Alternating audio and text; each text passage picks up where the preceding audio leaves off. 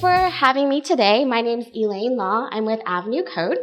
And as you can see, I'm going to talk about one of my projects that happened 2 years ago that was an enterprise Agile project. And I want to give you a little backdrop of my speaker dinner last night. It was really interesting as we were meeting some of the other speakers and socializing. One of the first questions that I got was, so Agile really works? I giggle because it is true. I get that question a lot. And what you have to learn as an Agilist is just don't be upset by that question. Just kind of roll with it because Agile theoretically is perfect, right? Just like with any framework. Waterfall is perfect, theoretically. When you bring any type of framework into an enterprise, especially how big this enterprise is, when I show you who they are, you're going to say, I'm sure that didn't work. But what you have to do is bend some rules, right? And be patient and see. So with that, right, funny question, does Agile really work? The answer is yes, right? So let's get started. Originally, this project was from 2010 and 2011. That's not working yet.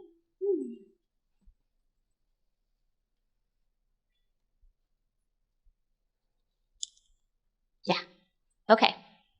So, a couple of familiar pictures. You'll know who I'm talking about in just a moment. This client of mine had an Asia expansion program that started back in 2010. My arrival was in 2011 with deployment in 2012.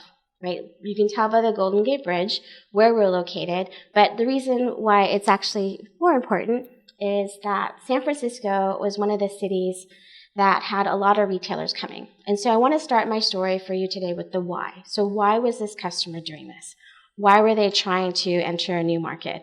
And if you can see, there's another up-and-coming giant, for lack of a better description, called Uniqlo.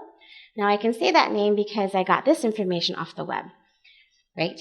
So Uniqlo, as some of you may know, is another middle-layer retailer that's coming over to the United States and trying to take over the market of fashion. So not only are they bringing more fashion, but they're bringing it at a great price break, right?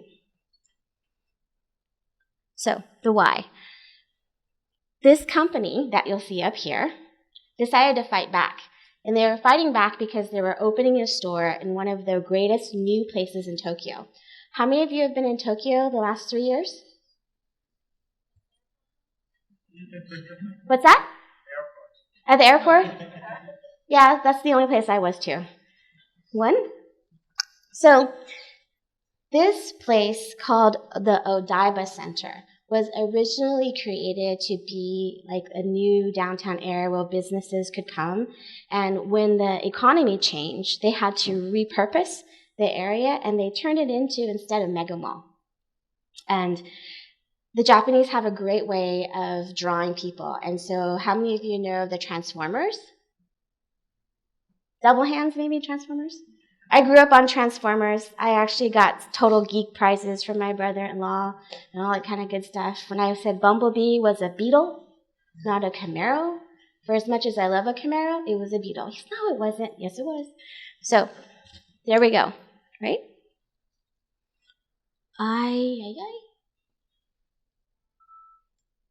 Okay, so to give you an idea, this is what the building looked like. Right? It was on an island. You'd have to take a ferry to go over to this little Odaiba Center. And what made this project the most amazing thing in the whole world is 3 tracks had to come together. So not only were we working on software to extend corporate systems into a new store, meaning new brand, new country, new market, new languages, new translations, we also had to pair up with the physical team that was laying fiber, racking and stacking and all that stuff. So between that and then also the marketing corporate systems that had to be ready, so there are 3 angles coming here. Okay? That follows through, so keep that in mind. Okay, so here's another perspective, right? It's kind of neat to see these diagrams in the beginning because you'll see in the end the actual store. Okay, so as I mentioned, there were 3 waves The first 2 waves were not done via Agile, right? The first 2 waves were mostly business, and actually, do you mind if we close the door? Thank you. Okay. First wave was actually marketing systems, and then the physical store. Second wave was getting all of the corporate systems ready, and we were in the third wave, right? So when you look at this as a long program, Agile doesn't work with long programs. Well, we weren't all Agile. Only wave 3 was Agile, right? And then 3 different tracks as well. So you see 3 waves, 3 tracks separately. So just some quick insight, right, into where we were going. It's really neat to see these types of photos so that you can get a perspective of the before the store was opened, right, to see how big of a feat it was. This is bare metal. You see the windows are barely put in the bottom right. And this call-out was actually for some graphic that you'll see later. Okay. So obviously, you figured it out. It's Old Navy, right? Old Navy is one of the brands from Gap. Gap has been Agile for over 8 years. And although it seems like they've been Agile for 8 years and at an enterprise level, the rate at which they hire people is so tremendous that having them be enterprise Agile doesn't make a difference. Newcomers come on board every day that are hired that are not Agile-based, but they have the right knowledge skill sets in order to make their company go forward in IT. So the challenge is that with these guiding principles that we're going to talk about for their program that they were doing, since we had a hard date, and our hard date in the first slide you'll see was September, right? The store was going to open in September. We were trying to leverage all the work that was done in the previous waves. So you'd walk down the hall and everybody would say, leverage this, leverage that, leverage this. I'm like, I'm tired of this word leverage, but okay, right? So I've heard it 3 times. Here's just a quick review of it, right? They were going to take what I was doing in leverage, leverage, leverage, this section. There's no need to read this slide, really. But next up was Outlet China after me. So my project was this Old Navy to Japan IT, which was trademarked Jenny Go-To. So Go-To is Japanese for Jenny 52, the number 52, which is go-to in Japanese, which is we're going to go, right? It's quirky Japanese stuff, right? Okay. Here's a quick timeline of when it originally started. So you'll see fiscal year 2011 is actually in 2010, right? Because the retail industry overlaps the annual cycle, right? Which one is the laser? Aha. I'm going to be in here, what we're talking about today. You'll see this here, Old Navy 7-1 in store, where the total program launch was supposed to be in September. Okay, just a quick perspective of the timeline. We formed in December of 2011. Okay, so it's going to be 7 months. Okay, so the question is, how do you take 20 people, which is nowhere near 7 plus 2 minus 2, right, which is 5 or 9, 20 people who've never done Agile before, how do you get them to the finish line in an enterprise with one person who knew Agile? Me. This is not going to be about me, though. This is going to be about the team and what we did to get there. Okay, so I love this slide. How many of you have seen this picture on Google? I love this slide the most because I think it says a lot about Agile. So most of the world is waterfall, all those grays standing up right side. And then we are going to change the color and we're going to flip it upside down, right? Because we're flipping everything upside down. We're changing the paradigm. We're changing the way we're doing work. We're breaking some rules, right? We're just going to hang out upside down for a while. Then someday it'll be the other way around, right? Okay. Here's the point where I'm going to ask a question. So I know someone in this room who knows the answer to this question, and he can't answer. So the question is to the rest of the populace. What do you think the difference is between Enterprise Agile and Project Agile? Happy guess. No difference? That's a great answer. So no difference. You said something. Oops, sorry. Yeah. Who said more managers? Great. You actually are right. But you're right for a few reasons. Did someone else say something too? Someone else respond? No? I have one more. I'm just going to drop it right here. Okay. Yes?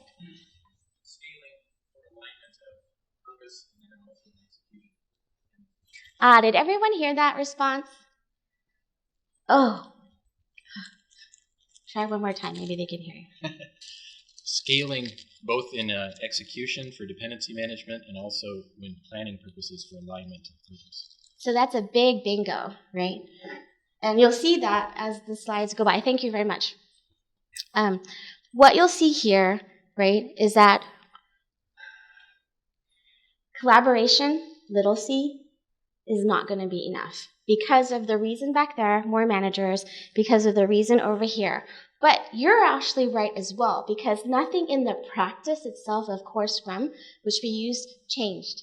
It's what we had to add, which is why Agile worked, but it's what you have to add to get to enterprise level. Okay.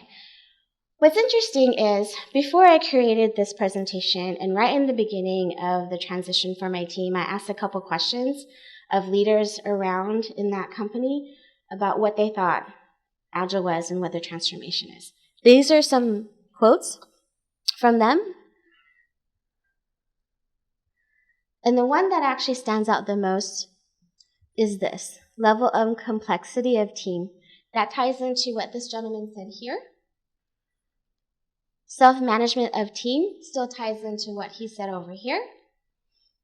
But what's going to be different, right, is rolling wave planning. These things require more cycles. We'll see about that one, right? But communication complexity. These are some major things that make enterprise Agile different, right? You have to adopt into other cadences that are going on as well. You've got to do a lot of extra things. So, just a preview. Okay, so the major differences for this client, because I've been to a couple of other enterprise clients, but the major difference for this one, and I think I'm going to use this here, is, I can't see that. The enterprise roles and basic principles are a bit different. So the gentleman in the back who said more manager roles, there are 5 lead managers, we call them leads, 5 leads for every Agile team. You're not going to see an Agile team that's 7, right? There you're going to see them more at 12 because of these 5 leads, and I'll name them for you. Project manager, product manager, solution architect, technical manager, iteration manager, aka Scrum Master. 5 already. That optimal number that we love, 5, is just in overhead. So you have then your other team, right, your engineers, whatever that number is going to be. So it's a big difference. You'll see me go over those in a minute. Enterprise level cadence. This customer had a heartbeat cadence. They released every 2 weeks. So the entire release team actually was running on their own, and you had to hop on to their cadence, right? So the enterprise cadence was every 10 days. They were releasing every 10 days as well. I don't feel that these guys are going to get to continuous delivery, but they're definitely trying, right? Collaboration. So you noticed earlier I said collaboration with the little c. You see the collaboration with all caps, right? I'll talk to you about some of the mechanisms that we use for collaboration. And communication with the megaphone. So when I mean megaphone, I really mean megaphone. So as the Scrum Master, I was the Scrum Master for that group. And even though their project manager was the one who did most of the dependency management, the communication from the team came out from me or people that we selected to distribute information. So collaboration, all uppercase, serious big deal for it to work. Last 2 concepts, release of multiple products. So as you'll see going forward, and I mentioned earlier, 3 tracks, right? We had 3 teams coding in the same trunk, all blowing each other up to get these products out, right? And then I'll talk about some challenges. Okay, I think a few of you may have seen this information before. It's pretty prevalent in the Agile industry where you talk about, are we building the right product or are we building the product right? This is a paradigm that we try to talk about every day when we are doing story selection, we're talking with our sponsors, keeping this in mind, right, to keeping us on track. Okay, so let's talk about a few things that are rare. One of the reasons that this enterprise was successful was that they invoked a few new roles. Product manager we know all about, right? Project manager we know all about too. Scrum master too. Some of us use solution architects. We all know who release managers are. But the thing that was really important for us is there was a chief agilist, right? Because as I mentioned before, the rate at which we were hiring people, who was making the decision of the best practice? We weren't looking out to the populace of Agile, we had to contain it. So our chief agilist, who had been with the company already for 6 years, the moment that I was there with that project, was really giving us guidance. He wouldn't tell us what to do, but he would say, does it fall within these paradigms? Does it fall within this guideline? Do you feel you're answering this question? So it was awesome, right? With the Agile spirit, you're not being told what to do, you're being led to a good answer of what's good for your team, right? So, base assumptions with us was multiple teams, right? We were practicing and coding and playing, right, with 2 other teams. We were sharing a code base, single chunk for 60 people, interfacing with waterfall teams, the wave 1, wave 2, and all those other people from corporate that were giving us data, helping us stand up the building. And then we had some modified principles. So if you look at standard Scrum, you're not always going to see a blending of some of the activities. So you have a standard open and a standard close. Open usually happens in the beginning, close happens in the end, right? We mashed them together and had an open close at the end.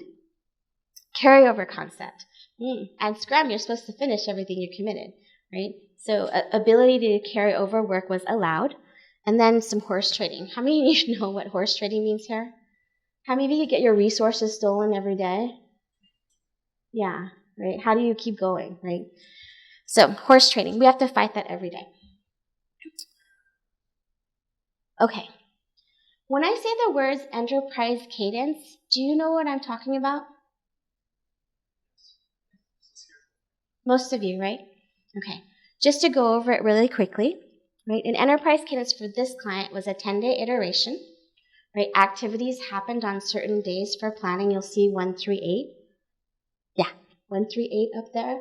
We did N+1 planning, which was planning in this iteration for the next iteration.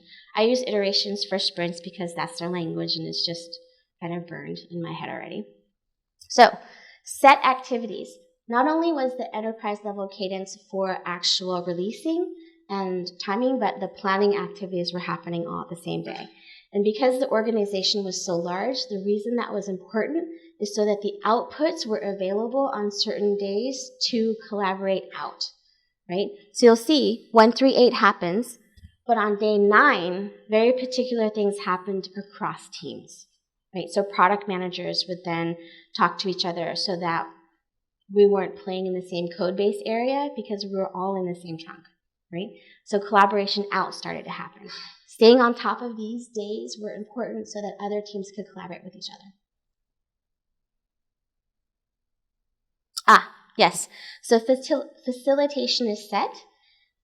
Another thing that made Enterprise Agile work at this customer is that people and iteration managers delivered the ceremonies in the same way. So my open close was the same slides as another iteration manager's open close, so that any executive or sponsor can go to any open close that was happening during the projects and get the same information from the same slides.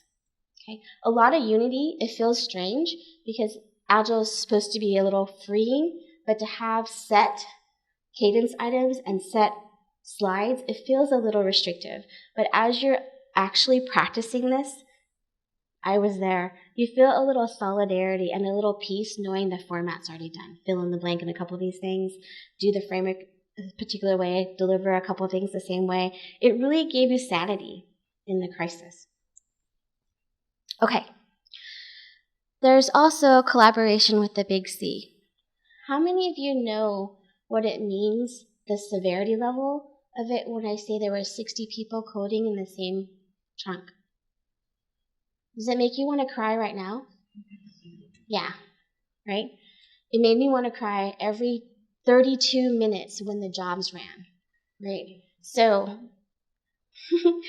go media boards, right? So we would have all of our display monitors with the jobs running, and any time one would go from green to red, we were like, oh, who did this, right? So collaborating with 59 other people as an engineer is tough. Collaborating with one person as your pair is already tough, right? But try doing that an order of magnitude more. So the reason why collaboration at that level was so important is that with 3 teams, 3 different areas that you're coding, we had to have some mechanism to figure out how to keep the builds green. So collaboration with the big C was really important. We started invoking these different meetings. We started using Scrum of Scrums in a different way to communicate different information. So every day, the Scrum Masters would gather together to triage how to get the builds green, right? This is not in your standard Scrum Master job description, right? It's cleared blockers is the definition, but when you kick it up to this level, now you have to do, I learned more about Jenkins than I ever wanted to know, right? Who did this code check-in? Who's breaking this area? And then to actually intelligently be able to go over to you and say, you, right, okay, how about fake person here, right? You and Scott need to fix this, right? How long do you need? When are you checking it in? And it got so crazy that we had to create a check-in order for a while to get us out of some deep problem, right? So collaboration with the big C, 60 engineers, right? One code base, competing frameworks, required input from waterfall teams. Okay, so if the trunk wasn't bad enough, the fact that you had waterfall teams trying to give data that we needed to actually run our unit tests or run our tests or any of the tests was challenging. Let's have a question here.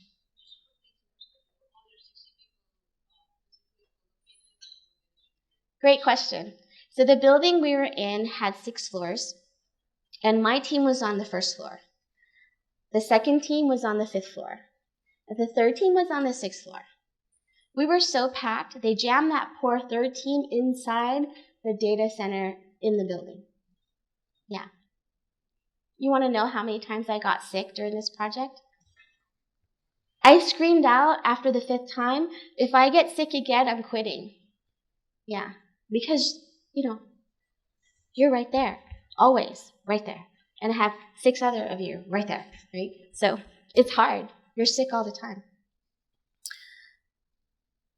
How many of you have had the challenge of a waterfall team being your data input for your Agile team? Yeah. So first one to raise your hand in the blue. What was your biggest problem?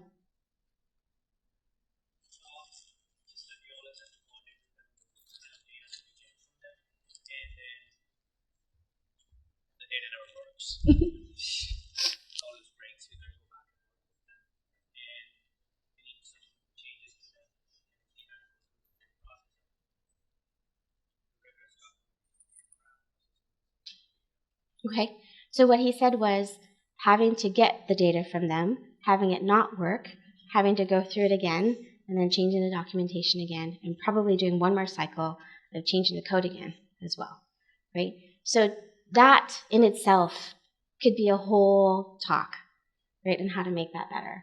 But that was only one of the problems we had at an enterprise level. So what we did, you're probably going to say, well, when are you going to give me some solutions? Give you a few of it, but this one is really important. A solution that we chose for this, besides blowing up their entire process as the waterfall team, we sent 2 people, the product manager and the technical manager, to their weekly meeting. And as soon as they figured out that our need totally exceeded their capacity, they hired a single person for us. So that was like a godsend, to have a single point person for their data output for us to test. But it took us escalation to a VP to get there. But they did it, right? So they gave us what we needed to be successful. Okay. Oh. So as you know, those of you who've worked in a large enterprise, there's a lot of reporting going on no matter what you're doing, right? And we hope in our hearts that Agile makes that better. It somewhat does, but you still have to do it. Right? Here's a slide about how the information actually had to go up and out through from the ground level teams and up to other projects, right? So thankfully, that one of 5 project managers, not product managers, was managing this. So for me as a Scrum Master, I didn't really have to do much about it. She asked me for a couple data points, but she would handle this.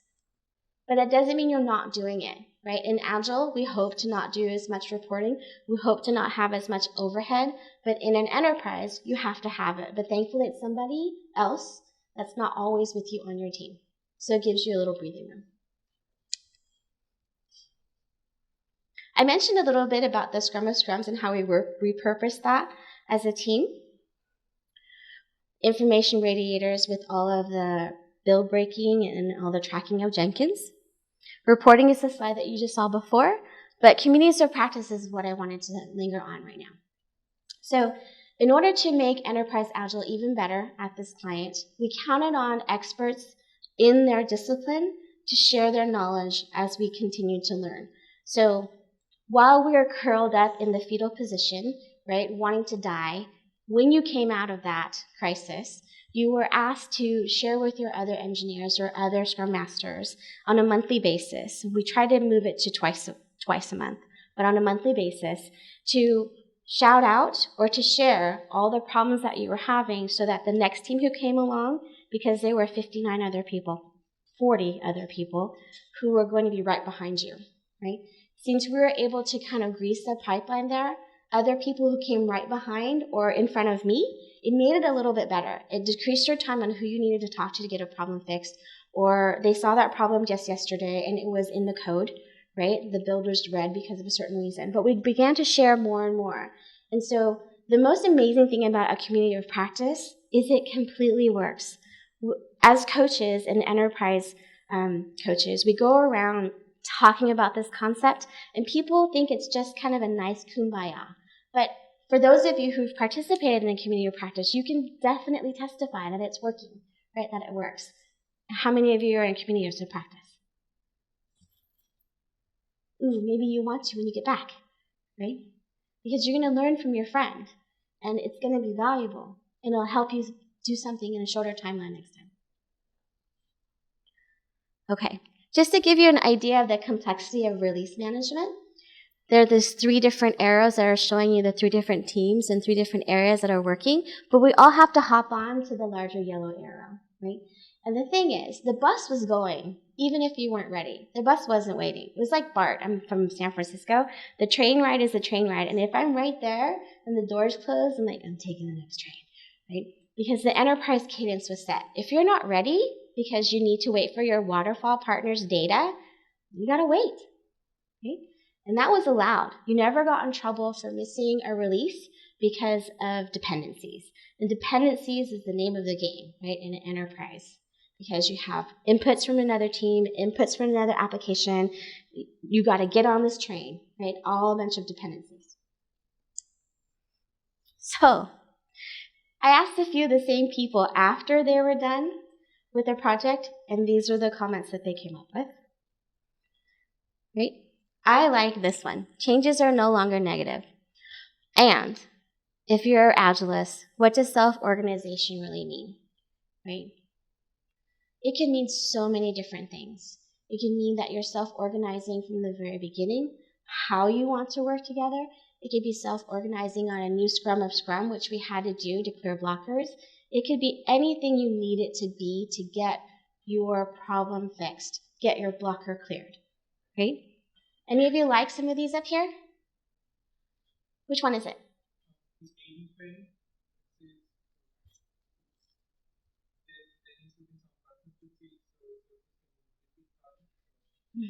The horse trading.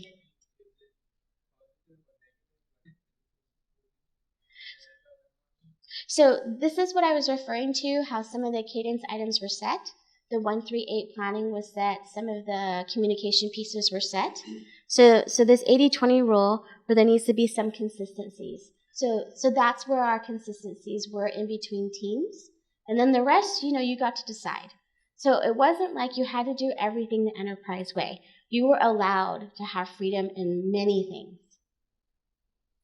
Any others up there?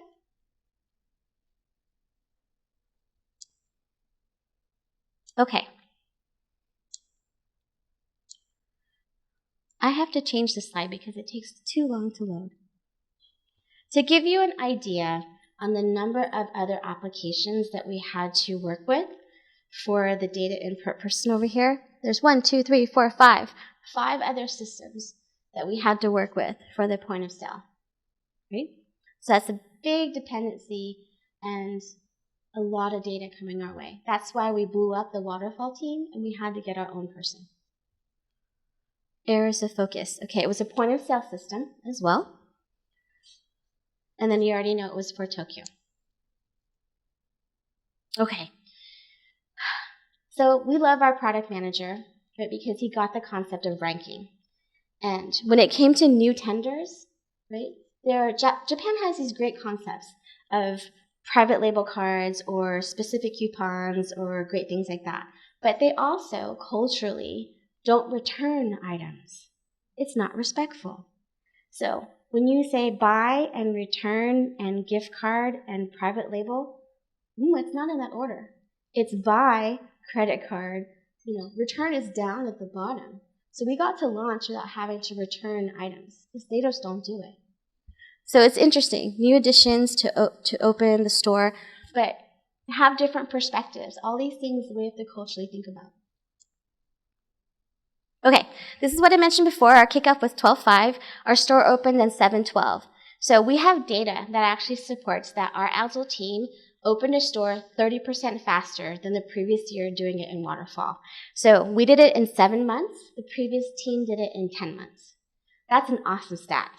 So I walked around for all of my 20 people and patted them on the back every day because it was about them coming together, them being it together. Transforming 19 people was amazing. And I tell you, as a project manager, a career project manager, I pulled every trick I had to keep motivating them. And the one that's the funniest is our last iteration. There was a farmer's market across the street.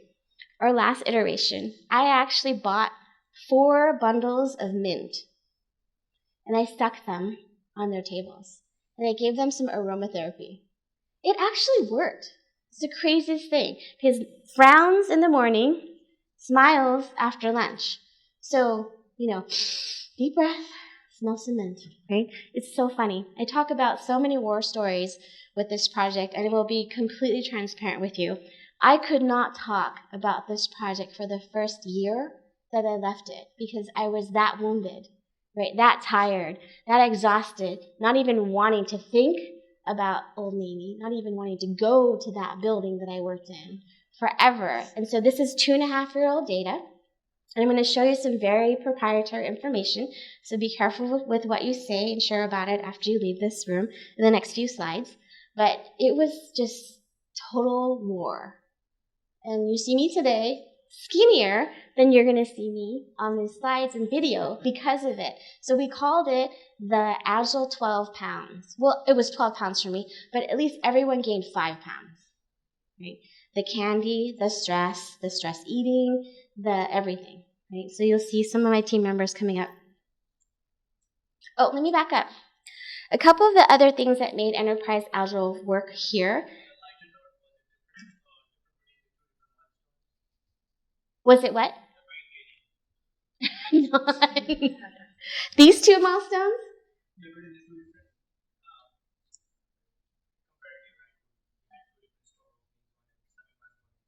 Ah. Yeah. No. It wasn't. Yeah. Everyone gained the weight. It was really funny, actually, because when you see all of those people now, when I see them now, they're all skinnier. It's really weird. Okay, so what's important here is we used a concept called inception. So inception was a very particular practice to cover and scope the work. And the most important thing with the team is that every person that was going to be involved in any way with this project was in inception. So it was 4 weeks. Think about the math here on how much the company is investing. 4 weeks, more than 20 people every day, all day to incept this work. Right, so if we do some quick math, which I'm not good at, that's a lot of money that they're investing to make sure the beginning of this project is done right? Scoped well, all the dependencies are talked about, everybody's there, right? And they broke it down into a couple things. They did this thing called Quick Start. So Quick Start was 5 days from the product perspective. Everybody on the team got to understand the business reason why, the financials on the ROI, what all of the product managers knew from their business perspective, what they were accountable for to deliver in the store. So everything was laid out from a business perspective in the first 5 days to everybody on the team so that we could be together in the thoughts and the why. Right? The next part was design storming. That happened for 10 days. Design storming was composed of the following. Product manager came with their epics, right? So I'm just going to throw out a number. Let's say it was 50 epics, and those epics were covered during that time. Everyone on the engineering team was there to listen to the epic, write stories right then, as they can visualize the work, and that acceptance criteria was happening before the exiting of those 10 days, and estimation, relative estimation. So that one went on for 10 days. So, quick start, design storming, 3 weeks of 20 people invested so that we were all going in the same direction. Iteration 0, we all know what that is. We kind of hung out, got ready, did the rest of the hiring if we needed. Mostly everybody was there. Iteration 0 lasts as long as you need to hop on the cadence as well. So you take care of your enterprise, you take care of your iteration 0 items, and then if the cadence starts in 4 more days, you gotta wait. But that doesn't mean you can't play a story to practice to see if everything goes well. So there's not a hindrance, you just have to hop on the cadence. Okay, we did iterative development from January to July, and we did a warranty period for August as well. Yeah? How much time is spent before inception for planning like the requirements on the business side or ethics? That's a really good question. So in this case, I know for sure this product manager was engaged for at least 3 weeks just to prepare his portion. But from a business perspective, that program was live for a year prior already. So the high level of vision of where they wanted to go was set, but for that product manager to get all of his business information, it was 3 weeks. Did that answer your question?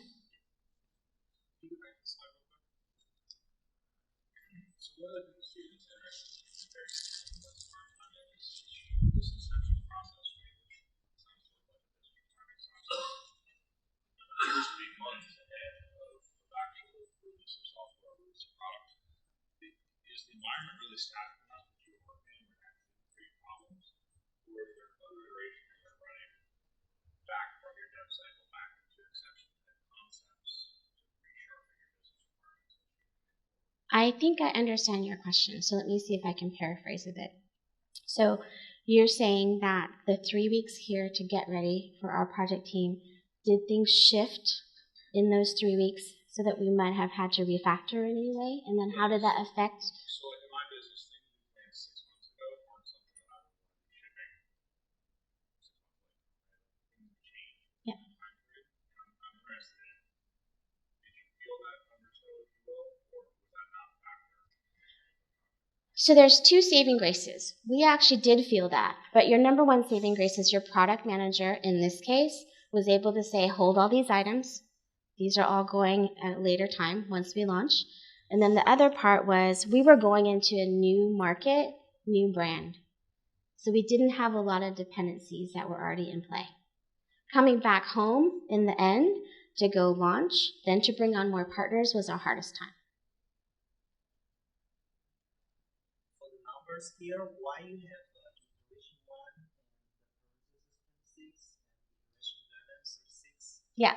So the enterprise itself had been running for its 26th iteration already. So it was our iteration 1, but it was the enterprise iteration 26. So the enterprise is already Agile mode For 8 years.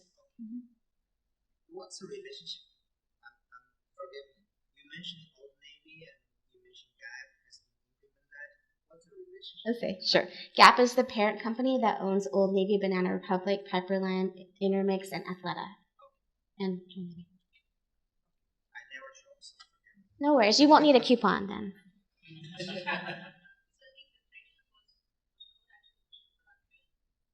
Every 2 weeks, yes.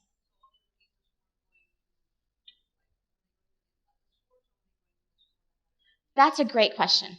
So the reason why you'll see the number of only 26 is stores technology, where I was, had only been Agile for 2 years. Gap.com had been for 6 years prior. So our number was only 26 because it was 2 years, 2 iterations, right? So her question has to do with were we getting pushed every release? So for us, since this project actually didn't hit live code till halfway through, and then so in the first 6 iterations, we weren't pushing anything to production in our case. And so we weren't blowing anybody up there. We were only blowing up our people in our own code chunk, right? The second half was when we were actually pushing to production. So did it interfere with items that were in production? A little bit. Every now and then we had to roll back, but hopefully not a lot. So here, are we talking about your team is working on is the website? Is it on the website or is that just support opening a new store in Japan where you have those POS systems, you have all those software and the backend? Yeah. Okay. So .com, different division. So we weren't touching that information. This project was to open a new store, point of sale systems, all the inventory systems that I showed a few slides back. There were 5 other applications that we had to get data from and connect to. Yeah? Okay.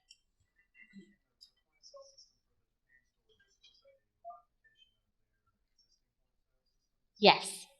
Yes.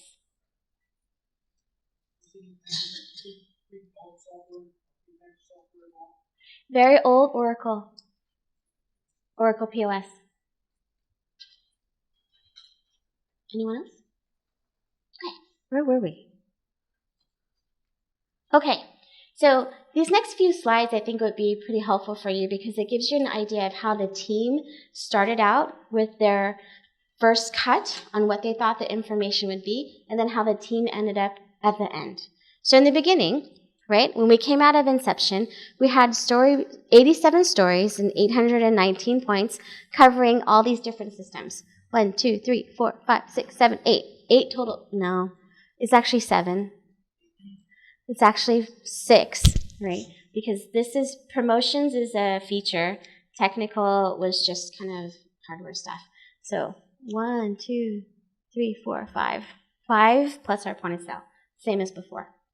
So the point is, this was the breakdown of the number of stories or points. It doesn't really matter. A breakdown of each system, right, where we started. This is how we originally expected to roll out in these 4 packages.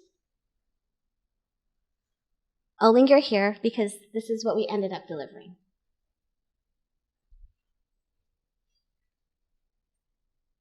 So you'll see, number 1, package 1 is very similar, right? If not exactly the same of what we intended. But as we went forward and we started realizing what we didn't know to make decisions, we started changing. And in my heart, this is the best that we could do, right? Make better decisions as we were going. Be agile with how you released, learning more, switch the features around, do what was more important at the time. And then if you look, we still didn't cover everything. But we did what we needed, MVP, to get the store open. Still reading? Yes. Like here, package 2, the number 1 support IPP pricing tool is not anywhere on the post market. Exactly. Yes. It went out. Right? At first we thought it was going to be important, And then we realized they weren't even going to be ready. They were another team, right? It's international pricing tool. So all we could do in the end was help them test. Yes?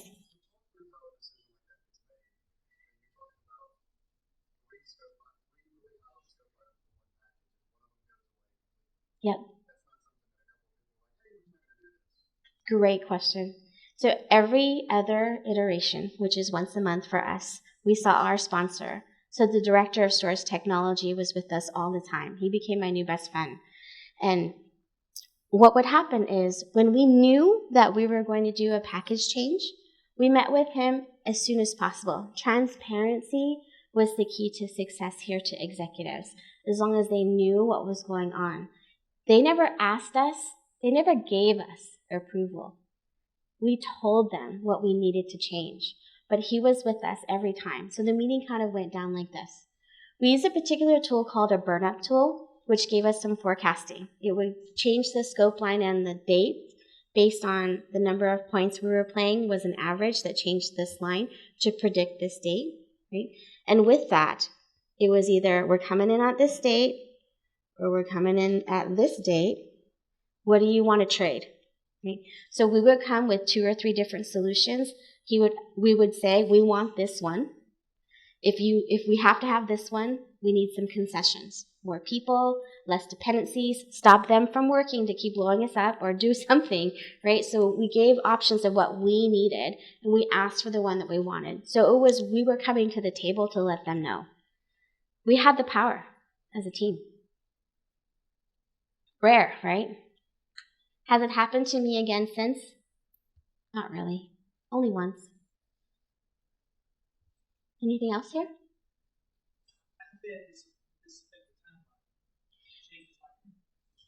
So the changes here made our timeline. We actually would never have made it here. This would have put us another, I believe it was 7 months after we would have delivered. But this put us right on time. Yes?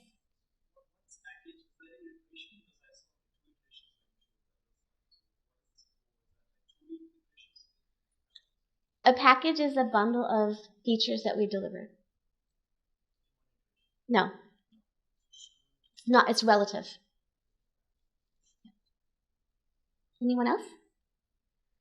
So I haven't been able to walk around and give all of you who ask questions your keychains, so please come up and get them. But I have enough for everybody, I think, so please come up afterwards. Yes? This is going to be a long question. We're here. All right. It sounds like you're telling a Hollywood movie story where the hero goes through trials and tribulations and has this wonderful support system and prevails in the end. Heroes, plural. A lot of us are not in this kind of hero movie situation.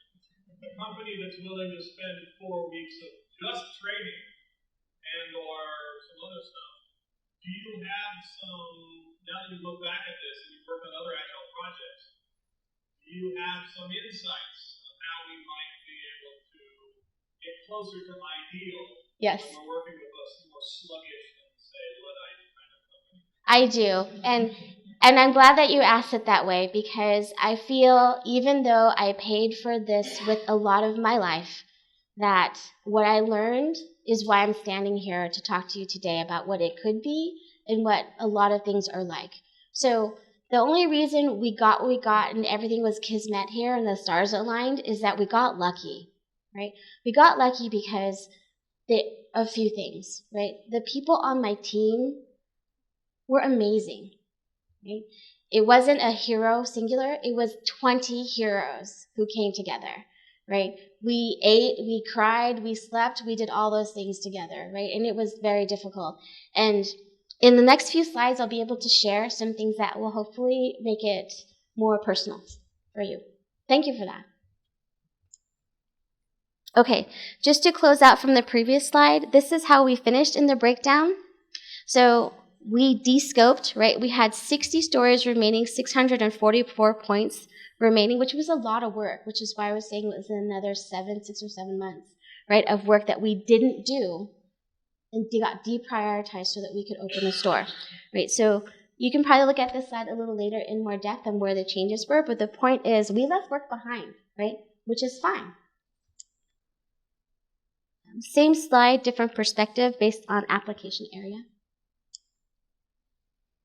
And yes, this was the component level work that we left behind. The package 4B and 5, right, was the additional work. We just left it in here for perspective. Okay, so don't read this just yet because I'm going to talk about it just in categories. Many of us actually do project level Agile, right? Or if you're doing enterprise level Agile, you have pain points. So I'd like to hear from you guys right now some of the pain points that you've had, so perhaps we can share some learnings together. So for you in the back, who actually brought up the question, do you have one that you want to ask about first? I understand. I've been there. How about you then on the left?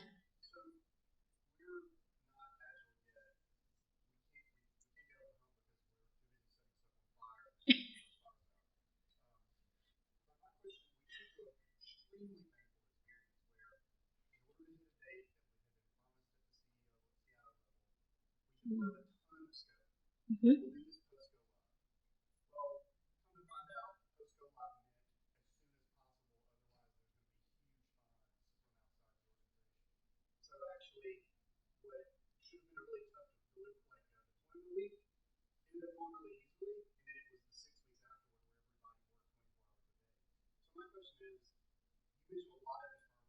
Yeah.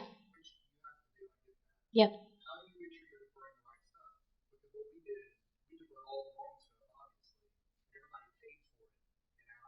Yes. Yeah.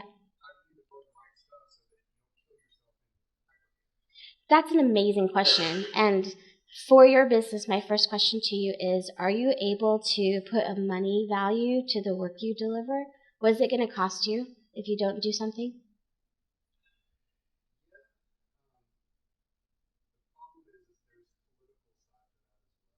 Understood.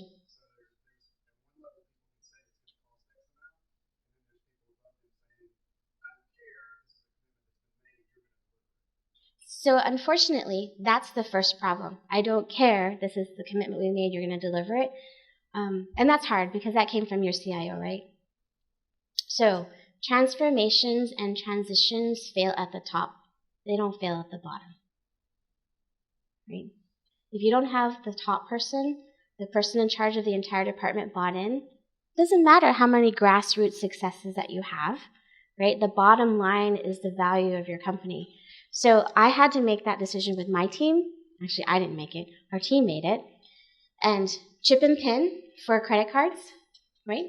We were able to categorize and apply that if we didn't do Canada first, the fines were $400 million. The project was nowhere near going to cost that. We deferred US because the fine was only $4 million. So they traded it. If you're able to speak in that language of what it's going to cost your company, you might be able to shift a dime on that, literally. Good question. Yes?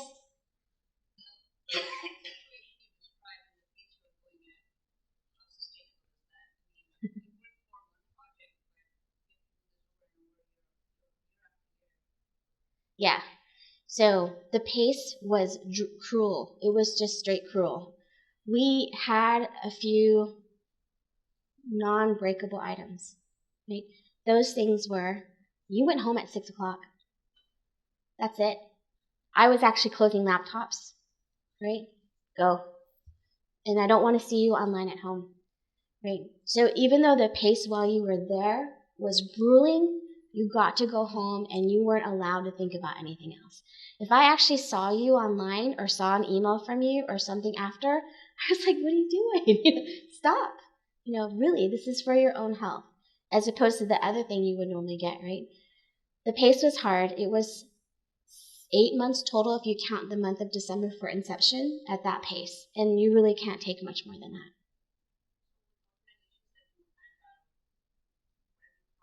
Mm-hmm.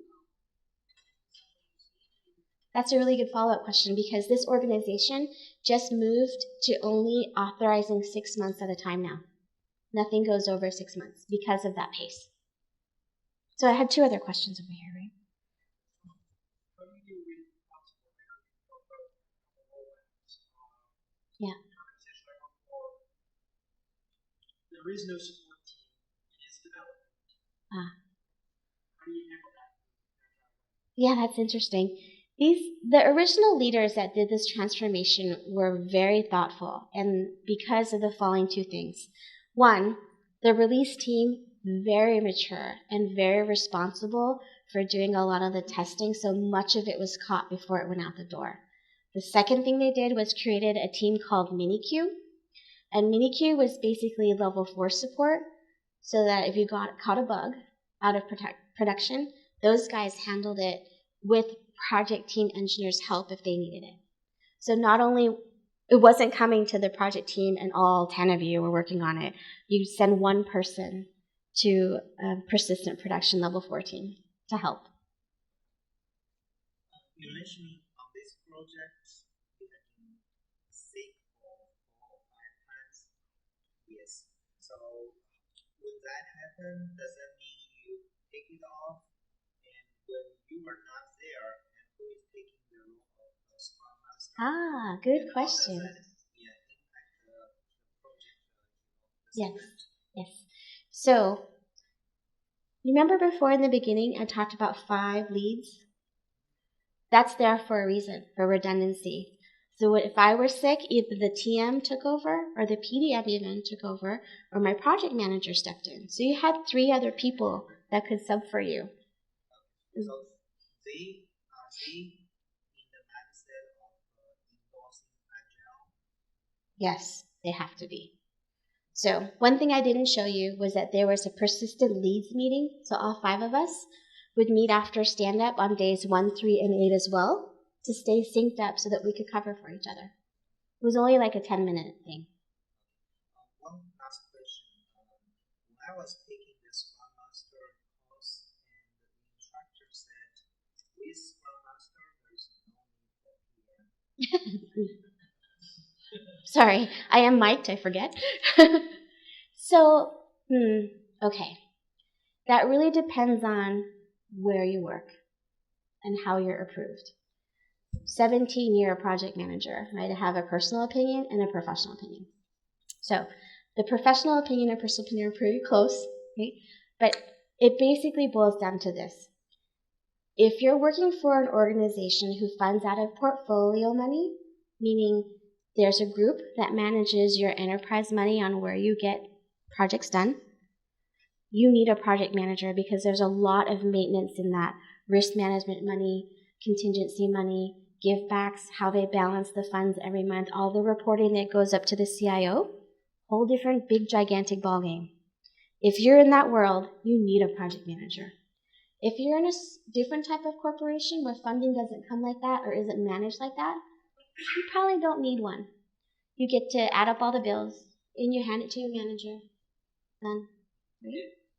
One part is, I said last. Okay, we'll come back to you. On the right. I want to address the previous person's question about how do you deal with things like maintenance affecting the productivity of Sure. the team. The way you're supposed to deal with that in Agile is statistically, and that is how much you measure your velocity iteration over iteration. And there's going to be times that you're spent doing something else other than project work, and that affects your velocity. Yeah. So iteration over iteration, you come to figure out how much time your team can really spend with all those other things going on them on the project, and then you can adjust your plan to deal with that time that's not directly related to the delivery of the thing. Good point. Thank you for that. So said another way, let's say your velocity, I'm making these numbers up, is 20. Your average velocity is 20. And you're going to plan off that 20 in the next iteration. You do 15 of new feature points, and you reserve 5 for support. Perhaps you do a ratio like that, right? So you incorporate it into your planning. We got lucky. We got to give it to another team. Yes? All right, I'm able to talk about that painful. Okay. You held your emotions back. Our biggest problem is trust. The company has been waterfall for so long and burned so many times that it went farther and farther down the waterfall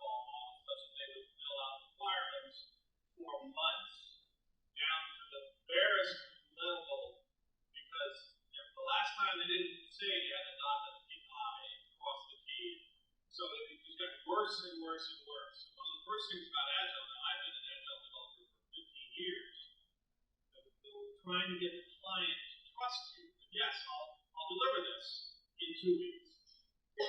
And if you don't like it, we'll change it. And that seems very logical to say, but a lot of my customers inside the company just basically said, "Bull." Yeah. And would not, face to face, say, "I don't believe you," and would not accept it. Now, this is a tough one. I don't know if you've got a little bullet point up there that says how you get around this one. But that was our biggest problem. Still is, actually. Thank you for that. I'm sure you've all experienced that to some level, but perhaps not to the dotting of the I, but I'm sure. So I have a few things for that, and let's see what I missed here, and I'll address that, and perhaps the room will have some comments as well. Okay, I think I have 10 more minutes, and so I wanted to cover a couple of things here that might be helpful for you. So continuous integration was actually a newer concept for this team. A different team had been doing it, like I was mentioning, the .com teams were doing it for a few years. But our trouble here with continuous integration is that we didn't have a lot of experts that knew how it worked. So we had to train not only our engineers on our team, but when we finally got some steady support from our vendors and partners, things started to smooth out. So my advice to you there is start early on your continuous integration platforms and environments and training and education on how that works with your team. Okay, Agile transformations. Oh, there's a couple words there I really like, which are definition of done, right? So that can be a topic all in itself, but I think one of the best support items that we had as a team was that we used a clear definition of done every time. That included code review, that included going through the pipeline, that included, several things. So my advice to you is never, never, never, never devalue what the definition of done could give you. In pace, in clarity, in transparency, in just anything. Okay? External team collaboration and commitment. So even though I painted this really great picture of getting a single point of contact, right, for this person with the waterfall data, it didn't actually go that well, right? Because they had to not only have the ability to pull the data that we wanted, but to actually understand the perspective that we needed. And so being a new market and new brand in that area, there was a little challenges because the cultural features that we were, for lack of a better description, cultural features that we were delivering, how they got re-ranked, right, in the package order, were not always the way that that business person could understand it. So we got pushed back. Again, with like returns, they would give us return data. We don't need that. We don't need that. So yes, you do. No, you don't. Stop arguing with me. So it's good and bad. I think clarity of the ranking to your dependent teams is majorly important. And that gives me to another point. So you notice I said 1 through 8 on day 9, there were particular activities that were happening for transparency to other teams. Those are the days we would bring that transparency, right? We're working in this area for this feature. I just saw your story list, right? You're going to be in the integrated model. We need you to re-rank, reorder, right? And sometimes we'd have 3 product managers together and the 3 technical managers so that they could reorder. That actually happened. So it wasn't always roses. How many of you like that word, revert your changes? Yeah, right? See, it's up there. Lack of adherence to revert changing guidelines. The last thing that I want to do in every day is to say, there are 10 check-ins on top of this one that needs to be reverted. Yeah? And that's an engineer-to-engineer best practice, right? And it's hard, right? To have one of 60 people keep in mind that that person over there needs it just as much as you do. One of 60, right? Challenging. Community of practice. Community of practice. Right? That goes community practice. Okay. So, your question. What we did and what I've seen to be the most successful, and again, I've said this word several times, is transparency. So to invite the business people down to see the way the change of work is actually being done, the level of questions and the level of collaboration that we have into other systems to answer and deliver what these business requirements are asking for has worked 9 out of 10 times for me, right? To be open to them, their doubt, to be open and embrace their negativity, to say, I believe that you don't believe me, but why don't you come down and spend the day with us and then tell me how you feel after that. I know Andrew here in the crowd has had the same problem at an engagement. We were together, and we used that practice a bit, right? Bringing people into the teams with us. They were very negative about it, but that's one thing that I've used. And have you tried that one? Well, I got one client in Kansas City, one in San Ramon, one in Dallas, one in Houston, one in New Jersey. My developers are here in New Jersey, San Antonio, San Ramon. Who would be able to do it? You could. It's called video conferencing. Have you also... We certainly did that on conferences with them. But sit down and have them watch the collaboration, would be tough. It is tough. I mean, Thomas Keller actually uses it between his 2 restaurants. What is it? The one here? I'm in Atlanta, huh? The French Laundry and Per Se. They actually have a live feed 24 hours a day. But the other thing is, have you asked them why they feel that way? Yeah, because they've been burned by the IT department for 20 years straight.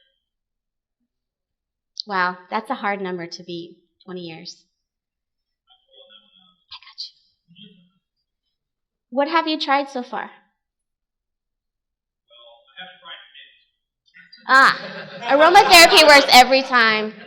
Yeah. It doesn't work over video. And not until they invent smell-o-vision, which Emerald has been asking for a long time. So, you've got a really tough case there. And, the best consultants in the world will give you, best practice answers. And, what I will definitely say is I'm never going to have all the answers, but I'm always willing to try something different. I'm open to failing, right? And I think if you give them that transparency to say, I believe that you don't believe me, but I'm getting paid by the same company that you're getting paid to do this for everybody. Perhaps if you trust me first and not doubt me first, maybe we'll get somewhere. Okay, I got one right here, and then I'll come back to you. A lot of the mistrust that comes up that way, 90% of the time, you get rid of it by delivering, by promising something and doing it. There's always the 10%, though, that comes from faith of, yes, but if I didn't get what I wanted, are you really going to change it for me? If they don't have control over the requirements flow, or a lot of companies that are used to dictating the requirements way ahead of time, throw everything in it for fear that they won't get it if it's not there in the first place. So they're hesitant to give up on any requirement, any big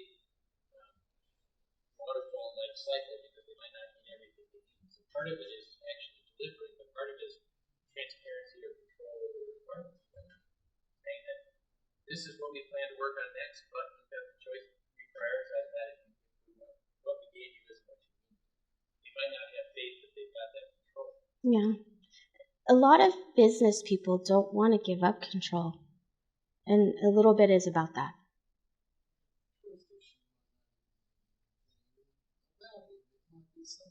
Somebody else's trust issue?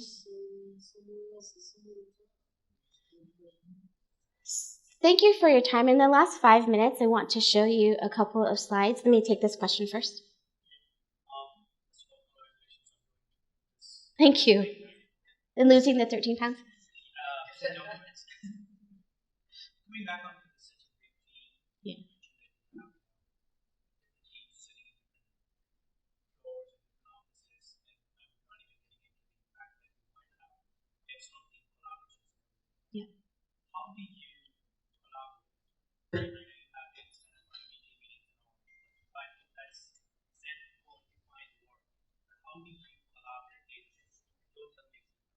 No, it's not. Email is the last place that we look for.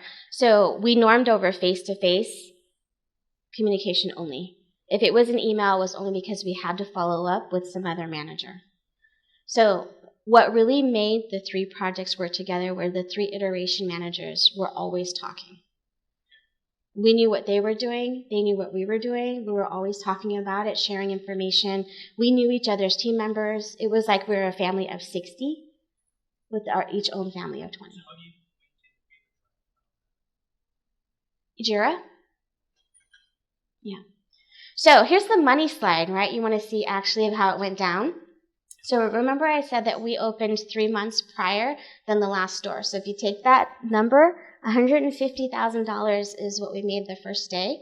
The line to pay went around the building. And did you see how big the building was? The line to pay, not the line to get in. So this was amazing. If you take $150,000 times 90, that's the number more we potentially made for them because we opened 3 months earlier. So you're saying Trail Scope and ship early? That's what they did there. We didn't ship early. Trail Scope, ship on time. Yeah. Okay, I actually wanted to show you this video because I love my team members, and this is an opportunity to actually give them some love to everyone else. If I could find it.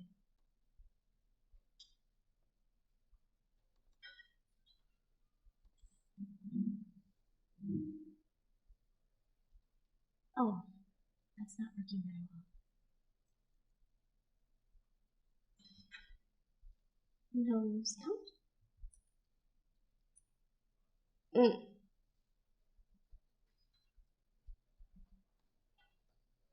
I don't know why it's not working. I think because I'm mic'd. That's a bummer. Sorry, guys. But what's important here is that we did some celebrations with the team members. We kept them involved. We ran little contests. So code quality contests, story point contests. We're really not supposed to have competition, but it was at the end. We gave people nicknames. We gave them awards, had cake, had little trophies, the whole thing. So all of the project management tips that your project managers or as team managers know, apply those to your team so that you can have unity, so that you can have fun. So even though we had 7 months of the worst time of our lives, it was actually the best time of our lives as well. So thank you for your time.